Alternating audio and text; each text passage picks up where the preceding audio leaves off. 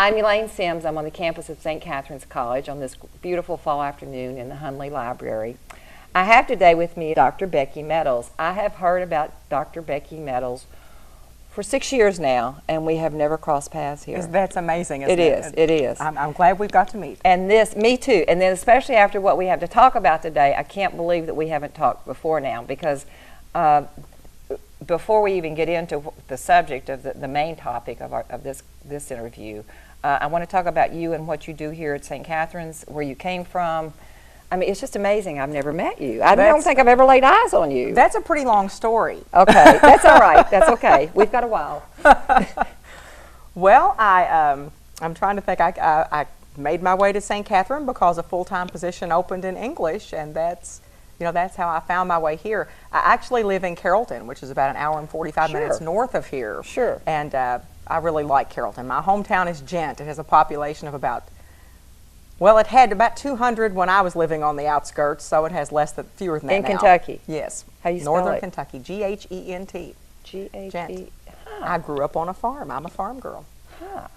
So where'd you go to college? I went high school, or did you go to high school in Gent? Did they have a school there? Carrollton. Carroll County okay. High School. Okay. I'm a Carroll County High School Panther. Okay. And I went to college at the university. Well, started at Jefferson Community College actually, Sure. and took some classes there. Fell in love with journalism.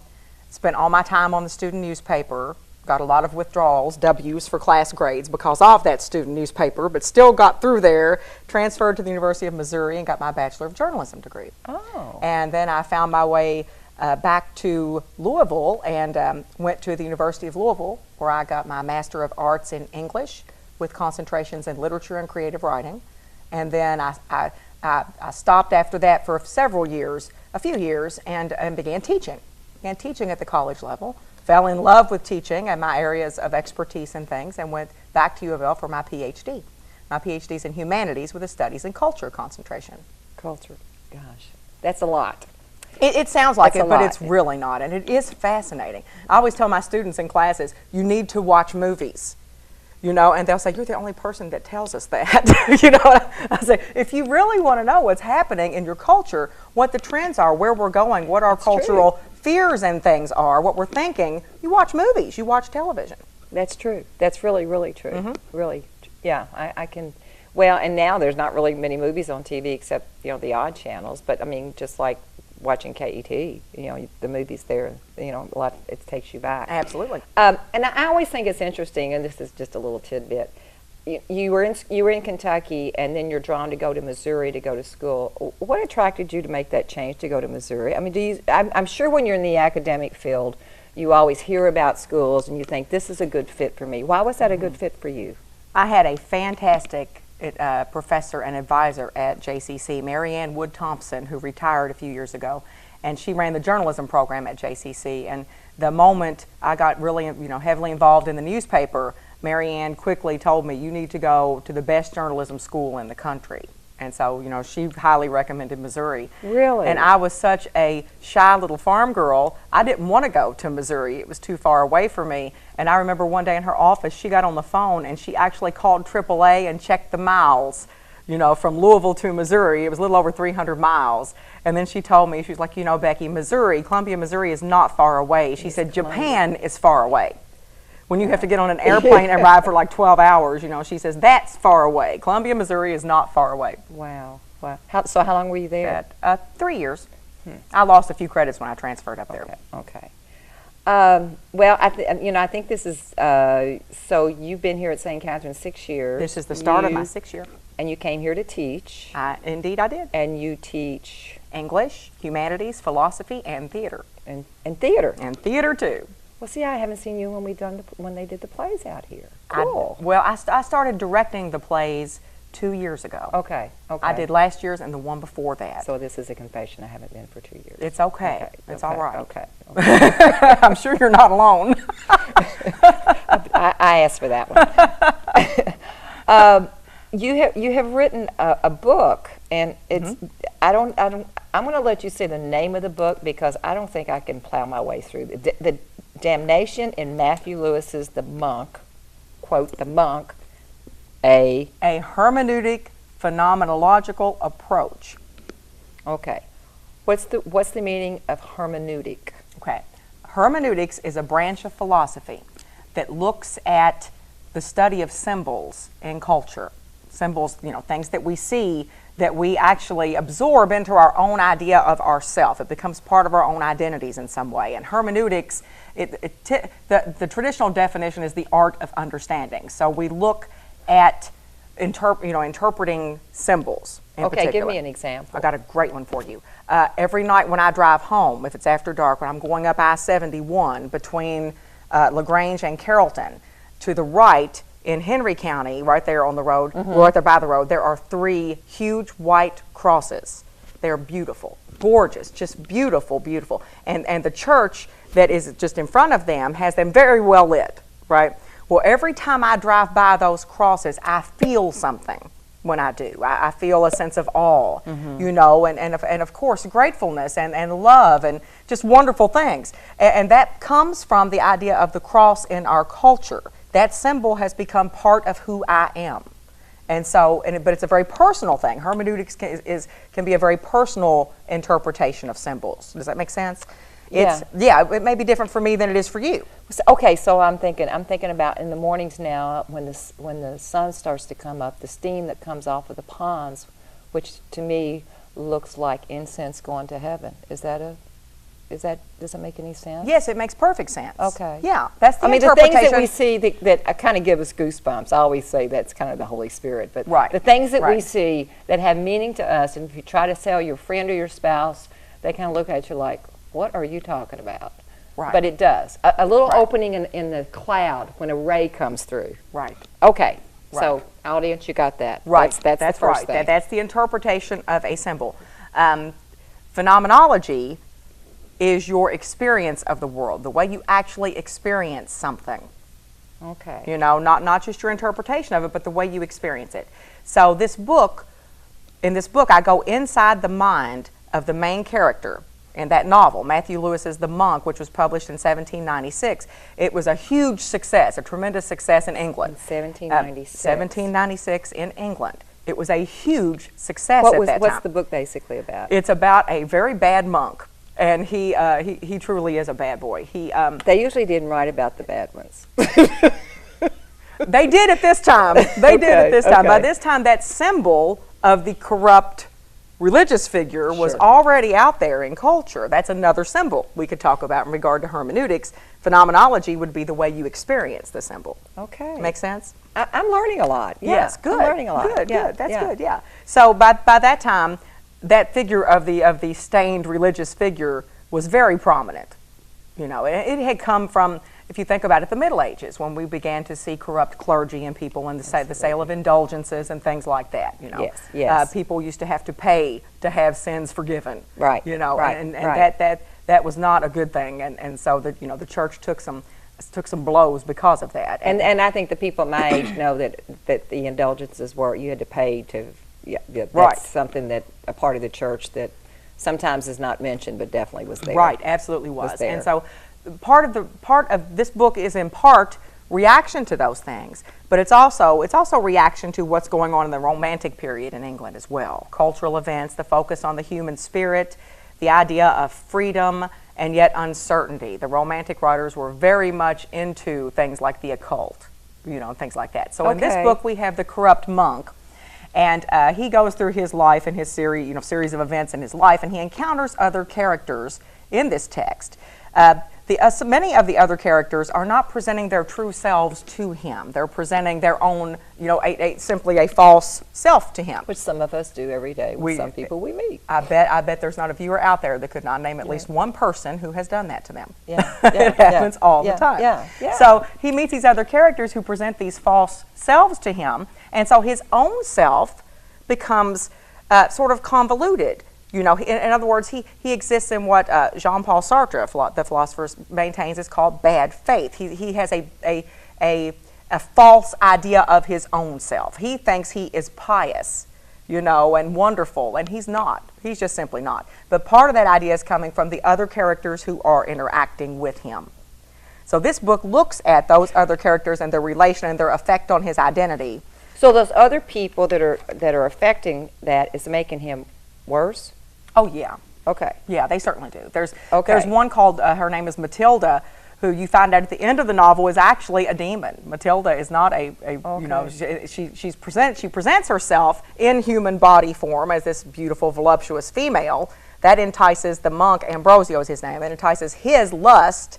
He winds up having relations with her, you know, and of course that just sends his mind into complete turmoil. Sure. But sure. it has awakened his thirst, and so she's not the first woman that he has these relations with. And at the end of the book, he actually winds up raping and killing his own sister.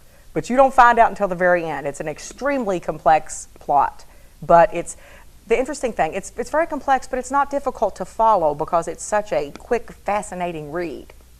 Matthew Lewis wrote this when he was 19 years old. Wow. I am just amazed that someone 19 years old could write such a work that has lasted for this long. Wow.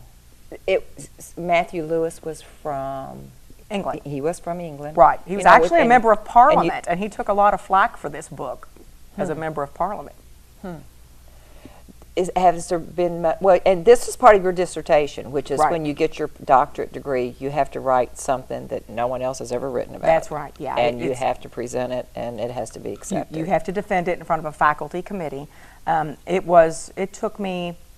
It was at least 2.5 to 3 years probably on that dissertation.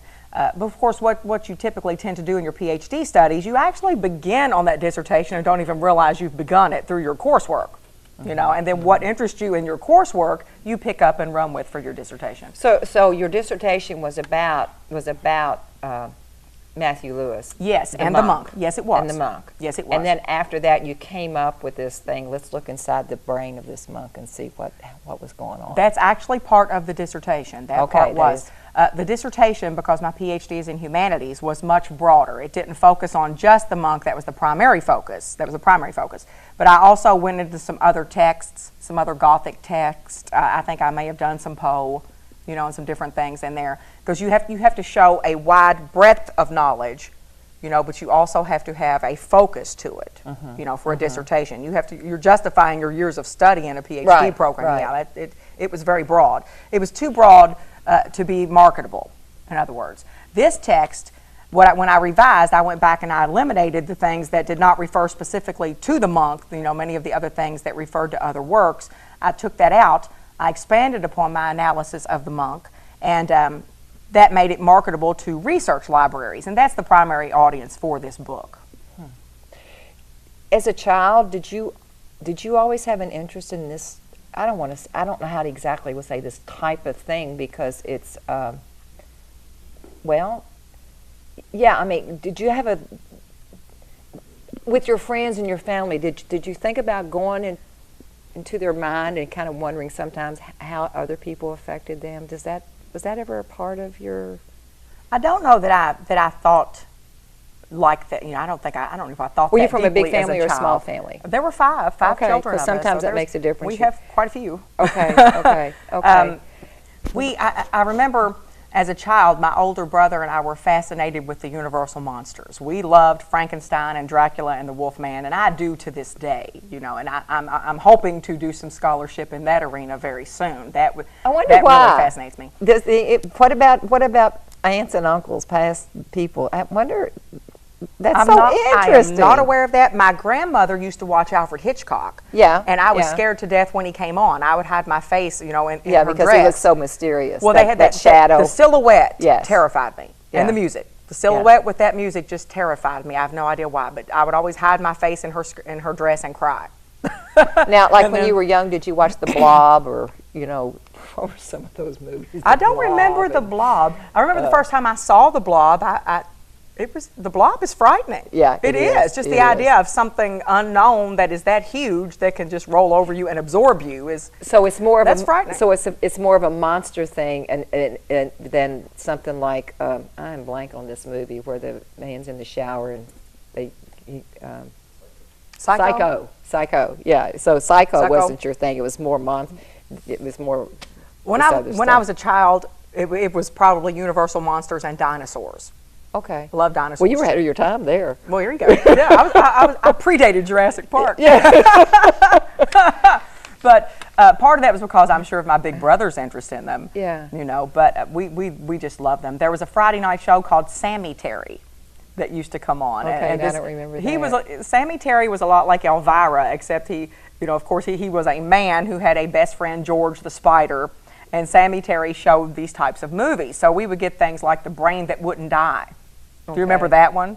No, I do remember The Man with Two Brains, but that was a comedy. Yeah, no, The Brain That Wouldn't Die. There's a woman is in a car wreck, and her it's either her husband or fiance is so in love with her that he keeps her head alive. He basically, the rest of her body, I guess, is, you know, ruined, but he keeps her head alive in the basement. You know? Yeah. So Gothic and horror are my primary area of expertise, and then I apply hermeneutic phenomenology to them. Of course, I can also do the traditional English approach too, you know, and look at symbols and different things in them, plots, characters. How does this come out? Well, of course, tell me again what you teach. You teach English, humanities, philosophy, and theater. Does any of this come into some of those classes? All of them. Do they really? They really do. How do the students react to that? Because I imagine they're a little bit surprised, but I would think they would love it. I think they think it's different. You know, the Gothic and horror focus is different. Even if I teach English 101, which is just traditional freshman composition, I use Gothic and horror text. This semester, I just finished an English 101, and we use Stephen King's short stories in Night Shift. I'm a big King fan. I really like Stephen King's works. I have Under the Dome. My husband bought me Under the Dome for Christmas about 2 years ago. Have you seen it? It's this thick. It's a huge, tremendously big book. And I told him that's retirement reading because I don't want to start that and have to leave it. My son-in-law would read. It is so huge. He loves those kind of books. Right. He loves them. Right. And sometimes I'll have the students read Carrie. Okay. You know, so and I bring a lot of Poe in. I do enjoy Poe. Huh.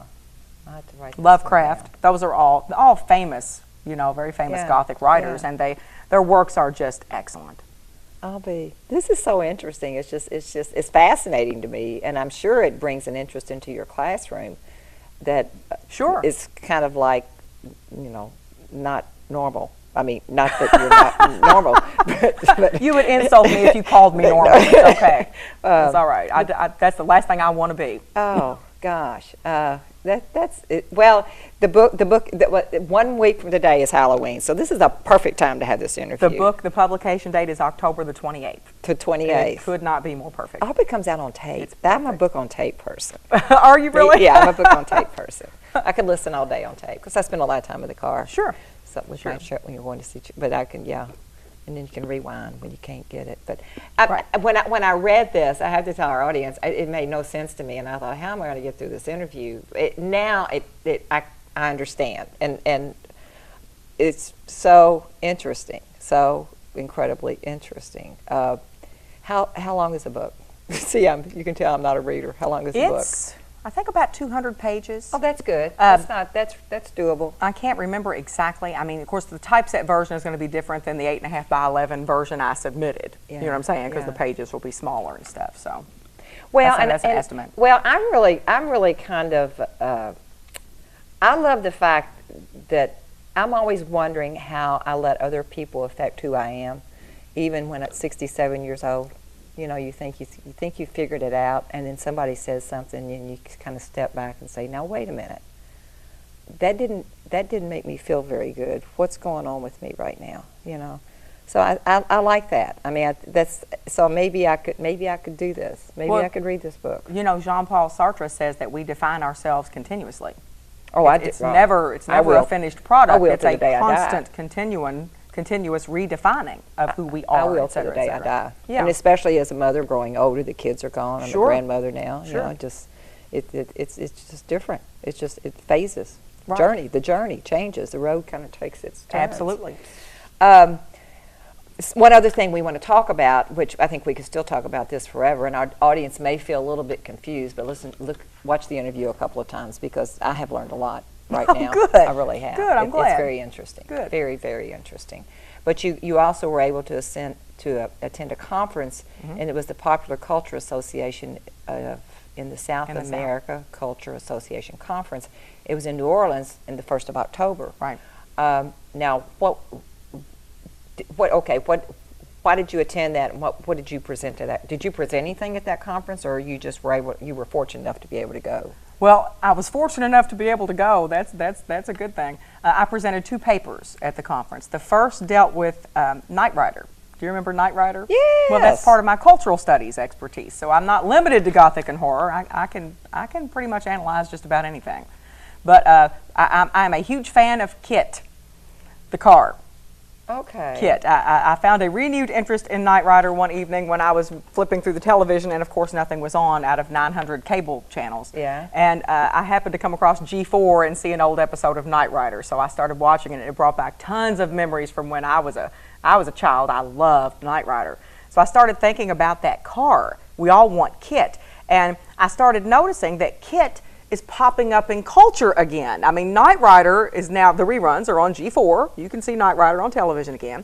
Kit showed up in a GE commercial less than a year ago. Really? There is a talking train, or a train on these tracks, and it's Kit driving on the road beside this train, and it really is William Daniels' voice. You can tell he's aged some, but it's Kit. It's the right voice and everything, riding along beside this train, and he says something like, you talk about a smart car, how about a smart train? And he's talking about the technology in this train. And I thought to myself, why did they choose Kit? Why Kit? Why not anything else? Why Kit? Well, I think Kit is like I said, our quintessential smart car. And we're talking about things like smart cars today. I saw on, I think at Facebook, one day someone had posted up an ad about a new smart car that comes out, and it's just terrible looking. I mean, for some reason we can't make good looking smart cars. I don't know why that is, but we can't. So it's like this little bubble looking thing, and someone had posted up to whomever had made it, like so and so, we don't want this. It was like, we want this, and there's a picture of Kit, and Michael Knight is standing up, out through the T-tops, and Kit's driving on, and I was like, there's another reference to Kit. So Kit's popping back up, and so I immediately started thinking, what's bringing us back to Kit? We had left Kit behind, or did we? And honestly, I don't think we ever did leave Kit behind. He kind of faded a little bit, but we all want Kit. So this paper I wrote looks at, it's called The Language of Human Consciousness in Kit, and you find that this artificial intelligence in this car actually has all the attributes of being human. Of course, now they can do that because that's a movie. They can make Kit anything they want it to be. Sure, absolutely. But have you seen the new commercials for new smartphones? Yes. And things they can do. Yes. We're getting closer. It's a little scary. We're getting closer to Kit. Yes. We're getting closer and closer every day to Kit. Yes, I agree. Look at the cars that park themselves. I agree. Yeah, and they were talking about these cars are supposed to be able to drive themselves. What about that? Yeah. I just saw a commercial that showed the one car parallel park itself, and I was like, phew, thank you, Lord. That's a good one. Now, if you live in Springfield, you learn how to parallel park. Oh, is that I it? do know how to parallel park. Okay. Well, in Carrollton, we don't do that. We just pull in. And it doesn't matter where the painted lines are. We still just pull in. Yeah. Gosh. So your paper compared to the other ones that were presented at this conference, did they to you, of course to you it wasn't unusual, but how did they react to it? They really enjoyed it. I think they enjoyed it. I showed a clip from Knight Rider, so they got that, to refresh their memories of who Kit was, and I think they really enjoyed it. So a lot of smart people were there, I'm sure. Yes, it's an academic conference, so they're well, actually they try to say they're not an academic conference, but they really are. Yeah. So sitting beside you at a dinner table would have been really confusing for someone that was trying to listen in on this conversation. I don't think so. The Kit paper is not quite as elevated as the book. The book is geared toward research libraries, so it has a different audience. Okay. In regard to everybody experiences popular culture. We all live in it. It becomes part of who we are. So yes, that language, definitely. the language used in that scholarship is a little bit different, I think. So did you submit 2 papers? Yes, I did. Okay, the second one addressed Facebook and the phenomena of Farmville. Have you played Farmville? No, but my children are, and it's crazy. I mean, it's like, I just got 2 points. Is it points? And because I said, what'd you do? And they said, I planted some I don't understand it. Yes. But I bet there's going to be some people out here. It's fascinating. Farmville is fascinating, and I started looking, you get neighbors in Farmville, so you can see other people's farms. Yes. Well, my farm is like the ultimate little piece of heaven. I mean, I have animals wandering all over the place. There are skunks wandering up to the front door. I want my animals to roam freely. I would have a yard full of animals if I could. I love animals. Don't you get points for doing kind of different things? You do. You earn farm cash. You get cash. And the more cash you get, the more things you can buy, etc. So I looked at my farm, and my farm is just a beautiful place. There's snow on it all the time because I love snow. And I keep my trees I choose are fall colors because I love fall. So I have fall trees with snow kind of scattered in them. It's a beautiful little fun place to be. My mom has a little house, you know, on my farm, etc. It's just a great place to mentally go visit, you know, visit my farm. Yeah. Other people farm differently, and that intrigued me when I saw it. My brother-in-law's farm, he has these little fences, okay, and there's little cows lined up side by side by side, and they have to be miserable. Cows aren't meant to be kept that way. So, you know, they're lined up, you know, cow by cow by cow there, and then he'll have like some little pigs lined up like that, and I'm thinking, this is factory farming in the virtual world, right? This is bad. So, but his goal is to make money. He literally is sort of factory farming in a virtual world. That's what that is. That's crazy. Mine, of course, roam freely, et cetera, et cetera. My friend Mickey Tatum, who's also a professor, I looked at her farm. Her farm, she approaches as a work of art. She uses hay bales and things and creates the most phenomenal 3D images with her farm. I mean, it's just, she can take the hay bales and make little black tunnels and little white spooky eyes looking out of them, and my mind doesn't work that way. I just want it to be a peaceful, happy place. That's, you know. wow. So I came up with the idea of the farmers, you know, who are doing it for the money versus the ones who are really doing it because they just really want a happy place out of it. Yeah. Well, we have a farm and it's just a happy place. That's the way it should be. Yeah. And we have our children are all my son-in-law's a neuroradiologist, and he has a place that's thing. I kept saying, why don't you just come to the country? There you know, go. Why don't you just come on out here? There you go. But it's fascinating. I don't really understand it, except they get so excited when they make some money. Right. You make some farm cash. Were you the only one that presented a paper on this farm? Actually, Mickey Tatum, Professor Tatum, actually presented a paper in the same session. And there was one other lady, I can't remember her name, but she was from a different university, who presented as well, and it was all about social media. So this was sort of not really a round table, a panel. Well, something like that. You know, it had this session. All the sessions have a theme, but this theme was centered around social media. So, and I think for our audience, when you present a paper, you're sitting in a conference room, maybe like this or bigger, right? Or you're with an audience, right? And you read it to them, right? And then they ask you questions about it, right? That's what you do. Or typically we stand. You know, you stand at the front of the room, and you have some visual. Something visual always works well. There is an art to presenting papers. I've seen people stand up and read papers. So people don't get bored. Right, and I don't like to be read to. You mentioned you like audiobooks. I don't really care for audiobooks, but I love to read. You know, so when I go out to conferences, sometimes they can be painful if the people are just standing up reading to me. I mean, I have to be an active listener. I have to take notes, or I'll snore every time. Yeah. So I try to spice up my presentations. I'll bring in like a Knight Rider video clip or something. Yeah. You know. Well, and dramatic reading. I teach dramatic reading here, and that's really important when you're reading something like a conference paper. Oh, I bet you're good at that. If you read, really good at that. I enjoy it. It's part of my theater background. Yeah. Did you have a background in theater as a child? Did you do? I did not as a child, but I did when I was getting my master's degree from Louisville. I was in a couple of sort of community productions there. Some students put them on. We did Grease. I played Rizzo in Grease, and we did The Secret Garden. I played Lily. We had some good times. I played, who did I play in Shakespeare? Pauline, but I can't remember the name of the play. Interesting. I love musical theater. Well, this has been a very unique interview. Very unique. Interesting. I just can't believe I've never met you. I'm a country music singer too. Are you really? Wow. I truly am. So this campus could really come alive with a lot of different things. Oh, absolutely. If we just can find the absolutely. I'm not going to say the funds, but let's call it resources. Resources. That's a better word. That's all encompassing. Interesting. Isn't it? Interesting.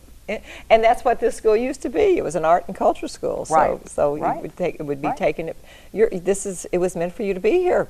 I think so. It really was meant for you to be here. I think so. I feel completely at home here at St. Catharine. Interesting. Well, I'm just blown away by all this. I think it's so cool, but it's just so not the traditional things that we think of when we think of a college campus and teachers and what you do. But I mean, my goodness, the diversity is what makes the school unique. Well, I think that's absolutely right. We have a fantastic English department here. I would put our English department against any other English department in this country for that matter. And I'm not just bragging about us. We rock. Wow. We do. I do Gothic and horror. Dr. Tuttle does women's studies. Dr. Bayans, of course, does rural literature and things like that. And then we have Mr. Aiken, who can bring in Eastern philosophy and all kinds of things. I mean, we're a very diverse English department.